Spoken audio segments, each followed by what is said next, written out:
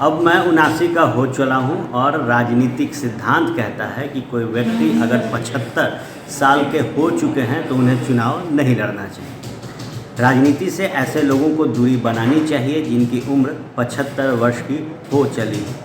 गौरतलब हो कि बिहार के पूर्व मुख्यमंत्री जीतन राम मांझी ने साफ तौर पर ये ऐलान कर दिया है कि आने वाले दिनों में वो किसी भी तरीके का कोई भी चुनाव नहीं लड़ेंगे।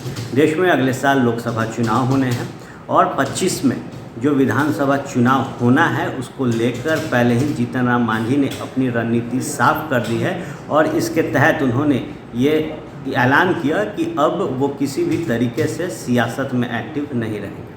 गौरतलब हो कि जीतन राम मांझी ने हिंदुस्तानी अवाम मोर्चा का राष्ट्रीय अध्यक्ष पद से कुछ साल पहले ही इस्तीफा दिया और अपने बेटे बिहार सरकार के पूर्व मंत्री जो संतोष सुमन थे उनको पदभार दिया था और खुद संरक्षक की भूमिका में थे। ऐसे में जब बिहार में सियासी समीकरण बदला, जीतन राम मांझी महागठबंधन को छोड़कर एनडीए में गए, उसके बाद लगातार लोकसभा चुनाव को लेकर कई तरह की जो चर्चाएं थी वो हो रही थी।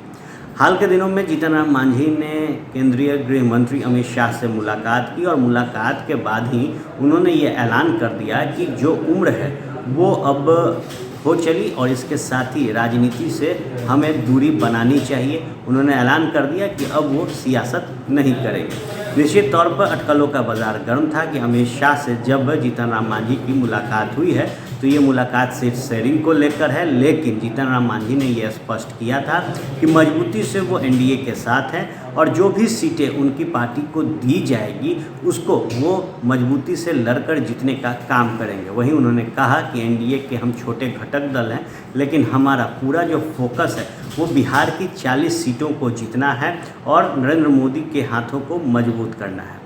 इससे पहले की बात की जाए तो जीतन राम मांझी ने ये साफ किया कि राजनीति जो भी व्यक्ति कर रहे हैं उन्हें अपनी उम्र सीमा को ध्यान में रखते हुए ये सुनिश्चित करना चाहिए कि 75 साल जब उनकी आयु हो तो उन्हें सियासी गतिविधियों से दूर रहना चाहिए। उन्होंने कहा कि कई ऐसे नेता भी हैं जो अभी भी चुनाव लड़ रहे हैं जिनकी उम्र 80 हो चली है, लेकिन ऐसा नहीं करना चाहिए। एक फार्मूले की बात करें तो 2014 में जब केंद्र में मोदी प्रधानमंत्री बने और जब बीजेपी सत्ता में आई उसके बाद बीजेपी के अंदर भी ये फार्मूला तय किया गया था और यही आलम रहा कि 2019 में कई वरिष्ठ नेताओं के जो टिकट थे वो काट दिए गए थे, क्योंकि इसी फार्मूले के तहत बीजेपी अपने रणनीतियों पर काम कर रही थी। लेकिन अब जब देश के अंदर लोकसभा चुनाव होने हैं और ऐसे में एनडीए का जो हिस्सा हिंदुस्तानी अवाम मोर्चा है उसके संरक्षक जीतन राम मांझी का ये बड़ा बयान कई और सवाल पूछता है कि क्या नीतीश कुमार जो 75 के इर्द गिर्द पहुँचे हैं उन्हें भी राजनीति से संन्यास लेना चाहिए।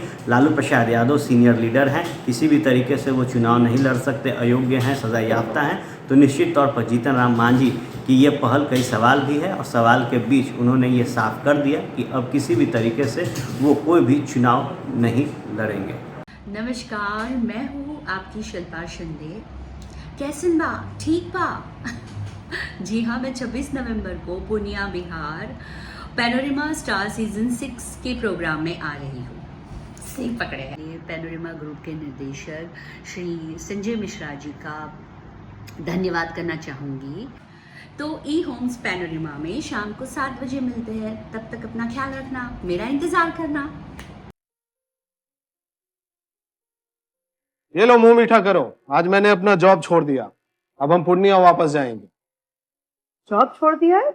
मतलब ये घर कैसे चलेगा? हम करेंगे क्या? और माँ बाबूजी क्या बोलेंगे? इसलिए मैं एक और मिठाई का डब्बा लाया। अपने बिजनेस के लिए लोन अप्रूव हो गया। अरे लोन अप्रूव हो गया वो तो ठीक है, लेकिन पूर्णिया में हम रहेंगे कहाँ? अपना घर भी तो नहीं है वहाँ। इसलिए तो एक और मिठाई का डब्बा अलग से लाया हूँ। हमने पूर्णिया में घर ले लिया है, पूर्णिया के ई होम्स पैनोरमा में। पूर्णिया में पैनोरमा ग्रुप लेकर आए हैं ई होम्स पैनोरमा। बड़ा घर, आलीशान जिंदगी और अत्याधुनिक सुविधाओं के संग। अरे अब क्यों मुंह मीठा करवा रही हो? क्योंकि हम घर वापसी जो कर रहे हैं।